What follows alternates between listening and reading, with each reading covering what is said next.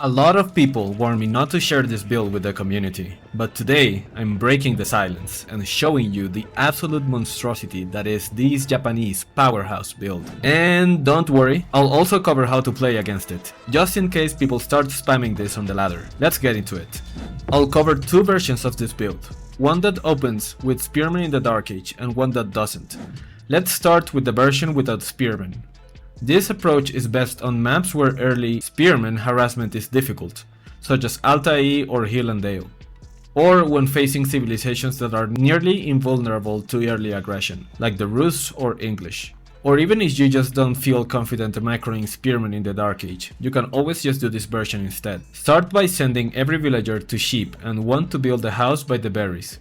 With Japanese, I like to scout first very close to my base to find new sheep, then I will drop them off and continue scouting the rest of the map. The reason I like this is because I like to place the sheep near the house that is getting constructed, like this.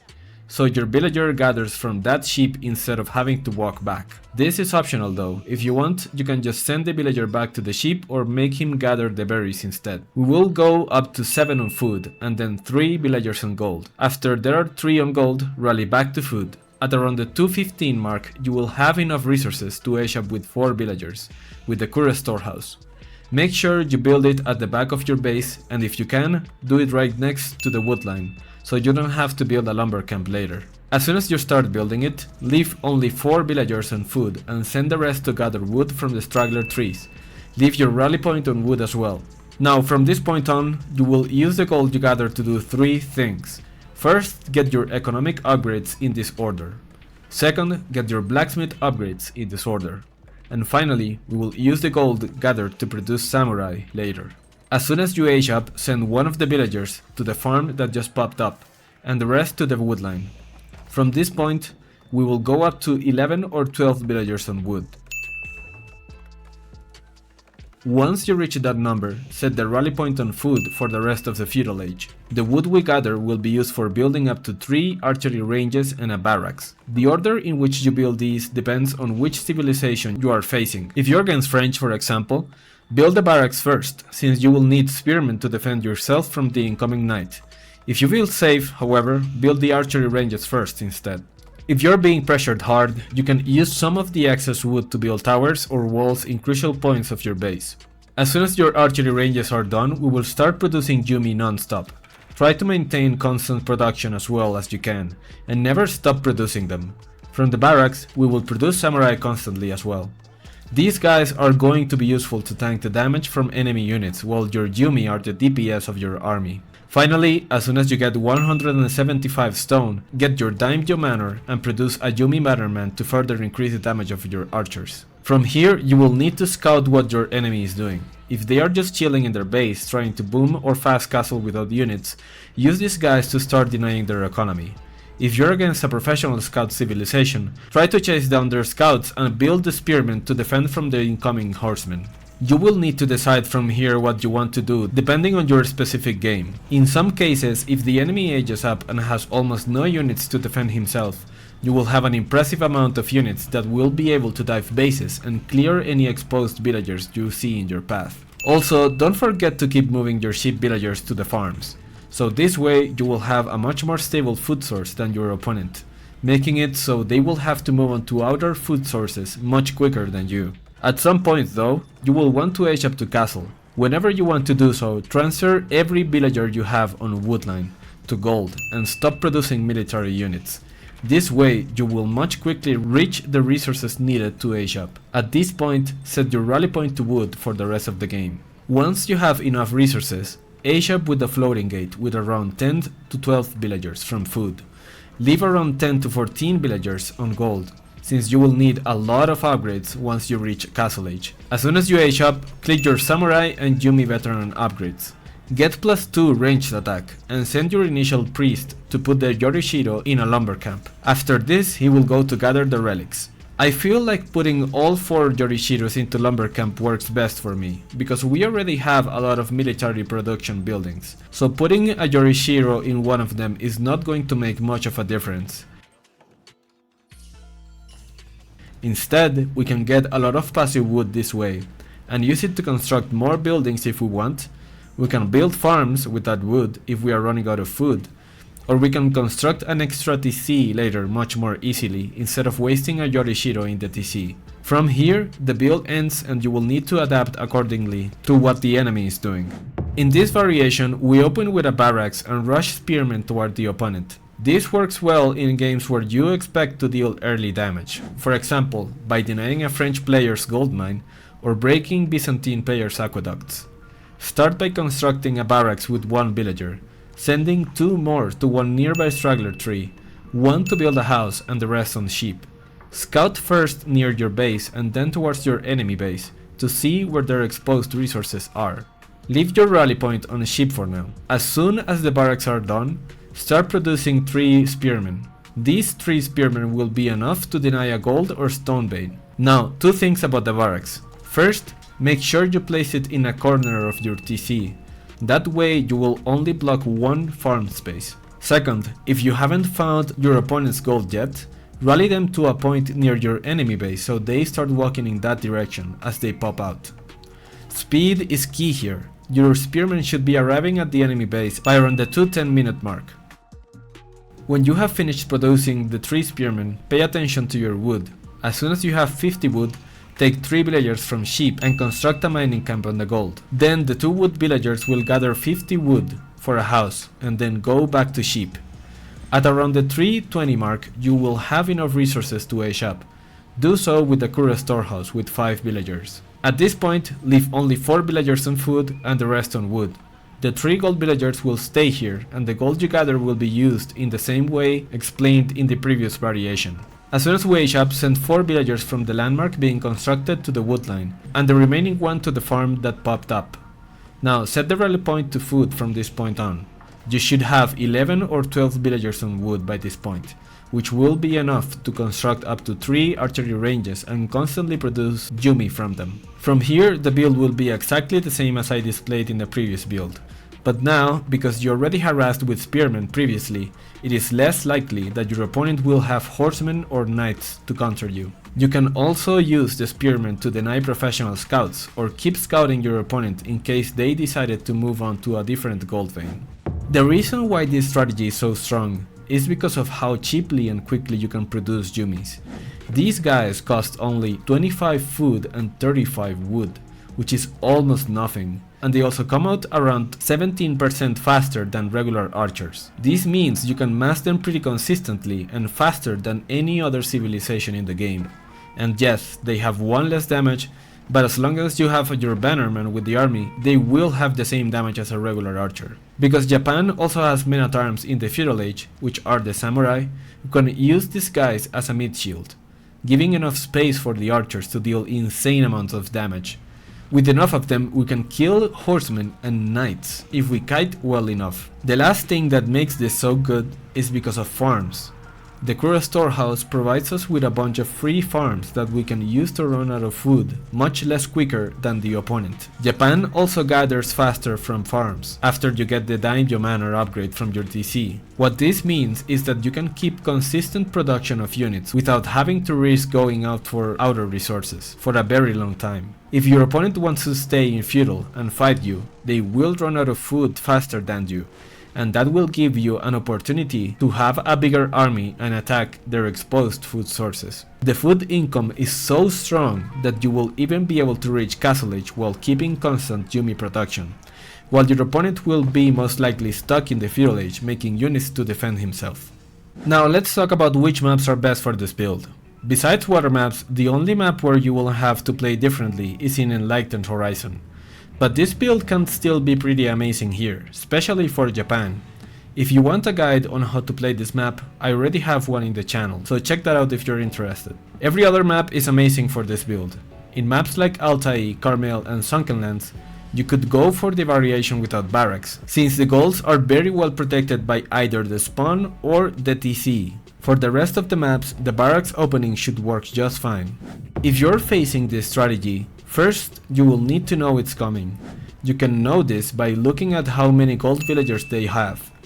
If a Japanese player puts only 3 on gold, it might mean they only want gold for upgrades instead of aging up to castle.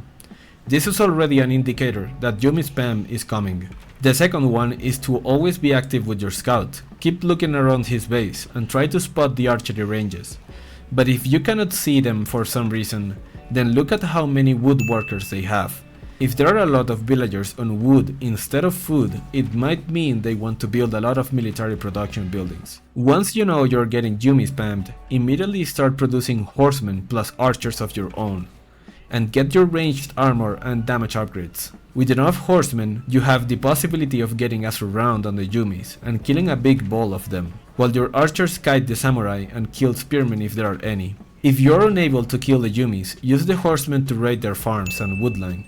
The Japanese farms usually are always pretty close to the TC, but they are not invulnerable, so try to exploit this weak spot as much as possible with horsemen or knights. Finally, I would always recommend you to stay in feudal and fight, at least until you are sure you can age up safely. Do not try to go to castle age without some kind of control of the game. If you try to do this and your opponent finds out, you can get dived pretty easily by a big ball of Yumis plus samurai and lose the game right there. Now let's analyze a game I played against a Conqueror 2 Malian player. If you would like to see me test these strategies out, consider subscribing to see when I'm live, or follow me on Twitch to catch me there also. Okay, so in this game I am playing against a Malian player, which I believe is around Conqueror 2 level, and I immediately go into the barracks variation this time. The reason for this is because Malians always have an exposed pit mine, as you can see here, and he's doing a good job actually of putting the houses on the backside of his pit mine instead of the front, although he's starting to do that right now. And if you're playing Malians against any civilization that has early spearmen like Japanese, I recommend you to never do this. You always want to put the houses on the back, because now my spearmen will be able to attack these houses or this pit mine. Well, the pit mine, there's nothing you can do about it, but at least the houses I can attack them from outside the TC range. So that's going to be really excellent for me in this case. So my opponent got 7 sheep. I am getting 5. I actually missed 2 here. Wow, that is not cool. But yeah, I usually miss a lot of sheep here, because I'm focused on what the spearmen are doing, so you have to be very careful with your scout. I now get 7, but I should have had 9 by this time, so that's pretty bad for my part. And now in the build I told you to go for 3 spearmen, sorry, but I go here for 4. The reason for that is because Malian is really an exposed civilization, so having more spearmen than normal allows me to deal even more damage to his structures.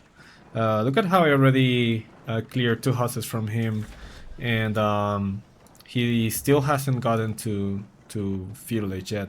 Actually, I could have targeted the pit mine for sure at the very beginning, and I think I could have gotten it.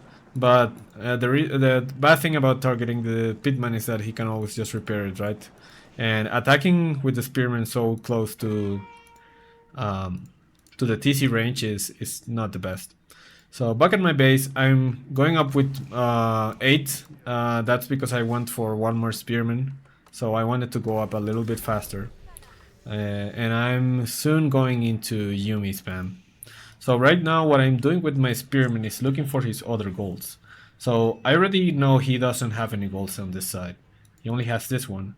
So the only place that he can go right now is here. So there I find one lone archer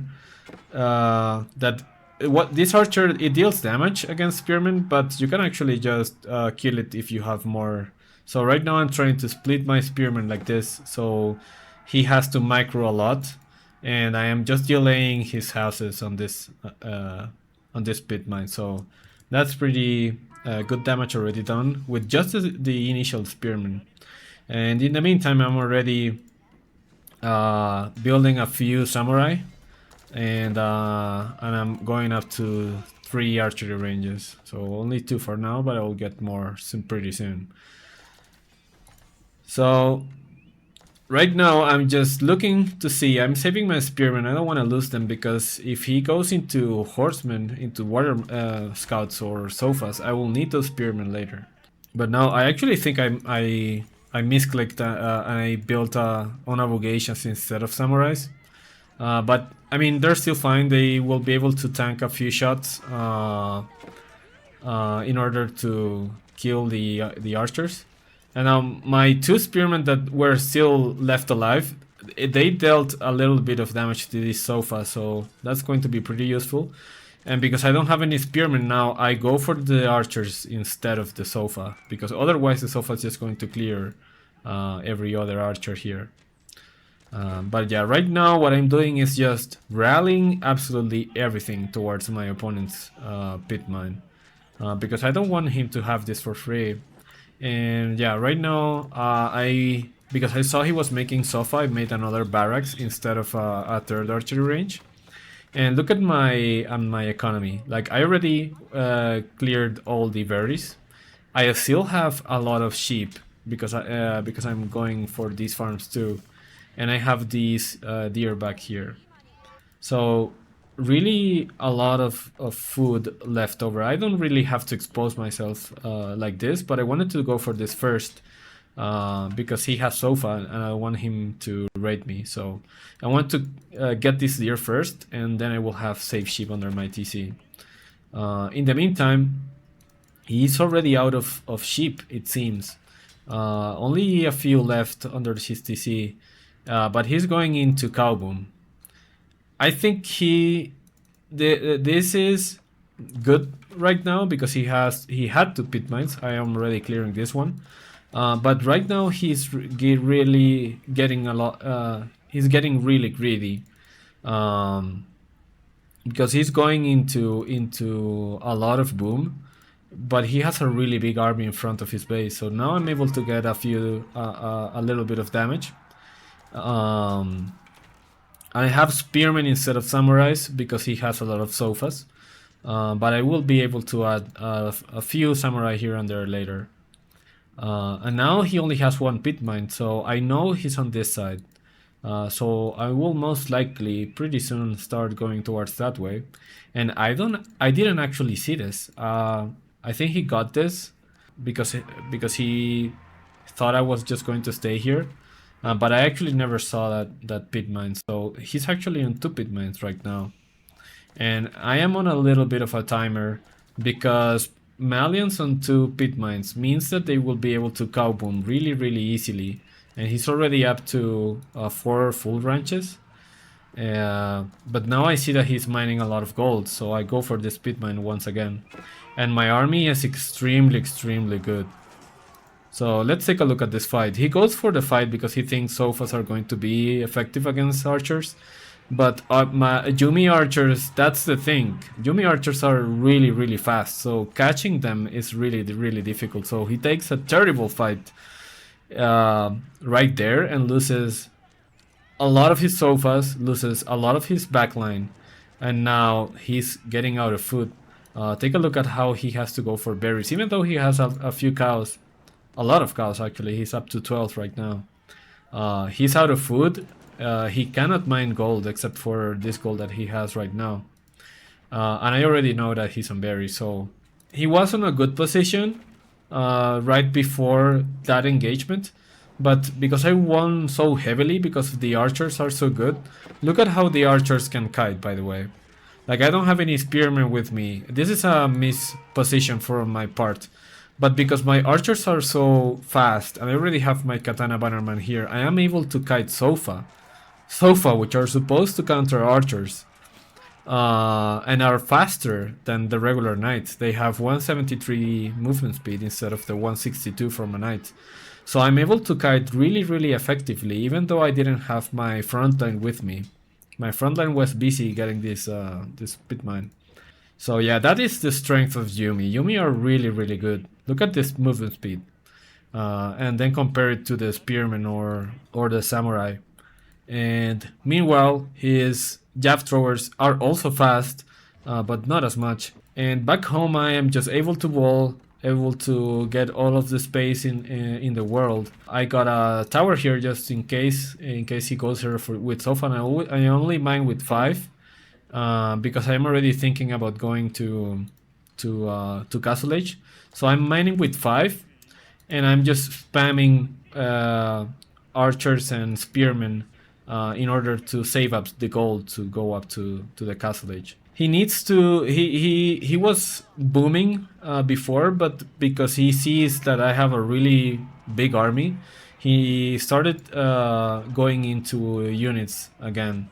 So right now his army is big, but not as big as mine. Look at, I have already 32 Yumis, 13 archers, 1 samurai, and the ram and the bannerman. Meanwhile, he only has 15 archers and 7 jav throwers. So at this point, I can one-shot jav throwers with the units that I have. And even though he counters my units, he's not able to engage into this. Look at how easily the Yumis can deal with everything, pretty much. And I go for the 3 cow kills right here, because if he doesn't eat these cows, he will not be able to produce anymore. So this is pretty good damage whenever you are playing against Malian. And now he's in a little bit of trouble food-wise. Even though he has a lot of cows, this is the only food source he has, and it's a really exposed one. And I am going into Castle Age, so I take this opportunity to just clear these houses while I age up. And he also takes that opportunity to get this food. But I am aging up at this point. And look at his resources. He's nowhere near aging up. And we are both getting military units. Look at how many units I have. Being able to age up faster than your opponent, having more military units, and still having more resources. Look at his resources. He's nowhere near aging up. It's absolutely crazy. Back at home, I made a few farms just to keep up with economy. And yeah, I don't even need to go for these outer resources. I could go for this, but there's really no need. And as soon as I age up, I go for my upgrade, my veteran upgrade for archers. And I said in the build that you should put your Ishirus in the wood, in the lumber camp, so don't mind this. And yeah, I forgot a lot of stuff. I forgot double barracks, and it seems I did get the 3rd upgrade there. But yeah, he still has this, by the way. This I never found this thing. But it really doesn't matter. Look at my army, fully upgraded right now. And he's still nowhere near Castle Age. He needs a lot of gold to do that. So there he is, but I know he's there. And I'm going up with my Yumi archers. And I actually missed micro there. I went into the sofas, but now I have so many archers that these sofa just die in one hit. These are knights. These are early knights. They have 3 ranged armor. And look at how easily they die. Now, by this time I should be adding samurai instead of spearmen, because he has that many archers and javelin throwers. So I should not be adding spearmen at this time. But what I decide to do eventually is just go into a stable. I'm not sure if I have it somewhere here, but I do go for a stable eventually, because he has way too many ranged units. And right now I'm just having the time of my life with these Yumis, getting kills, and he has nothing to deal with it, even the sofas. Now he ages up, and even though he took a lot of damage, I want to kill him fast, because he right now probably has the same resources as I have because of the Imperial Age landmark. Actually, I have way more, but that's because I'm so ahead. But he will soon start going at the par of me, or a little bit better in the economy side. But now I have 60 Yumi. And yeah, his upgraded sofas are still no match for this many Yumis. And even though he has an army that counters mine, look at how easily my Yumi deal with him. And look at this samurai, how much he's tanking. That's why samurai are so good with this composition. These guys tank a lot of firepower. And now, something else you can do. You can start getting the outer resources. Look at how exposed these guys are, but he has nothing to do to deal with this. This is really, really oppressive. And now I'm going into samurai. And these guys are going to be able to tank for my Yumi archers. So yeah, I'm able to almost one-shot veteran upgraded sofas who have 5 ranged armor with these Yumis that have 9 ranged damage, which is not bad. I have all the ranged damage upgrades, never forget that, and the Yumi Bannerman always with me. I am also getting all the relics in the map pretty much. I already have 3. There's only 2 left. And also, look at how I place my my houses, by the way. I see people that always place their houses like in really weird positions, and then you end up blocking the farms. But try to do it this way, because now all of these guys can drop off the farms into the houses, and they are all still affected by my daimyo manor. So right now I'm taking it slow. I don't need to engage into this. I am getting all the economy in the map. I am getting all the upgrades, all the army value. So I am not in a rush. And I thought at this time that he was only on this was his only gold. I didn't know he had this at any time at any point in time. And then I saw this castle that he was doing. And this is just something that he does to survive for now. But because his castles are pretty good, I don't want to engage into that just yet. So what I do instead is a little trick you can do with Japanese.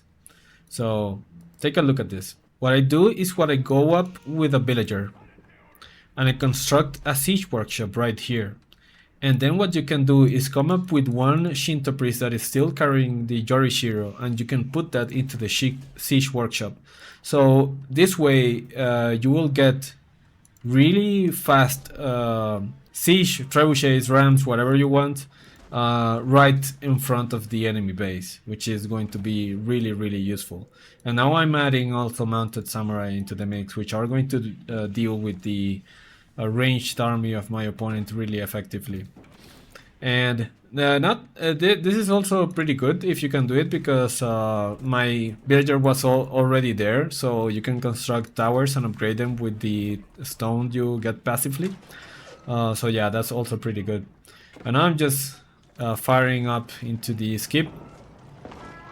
He already has a lot of sofas, but not nearly enough to deal with my army. I'm already pop capped by this time. I have 3 sacred sites, and I am only missing 1 relic in the map. So yeah, I'm using my samurai for now to just raid and take his attention off the front. And meantime, the trebuchets are just doing work. These guys come up in 10 seconds. 10 seconds! That is really, really amazing when you have the Yorishiro in a siege workshop like this. So yeah, instead of just suiciding your army into static defenses, this is a really neat trick that you can do.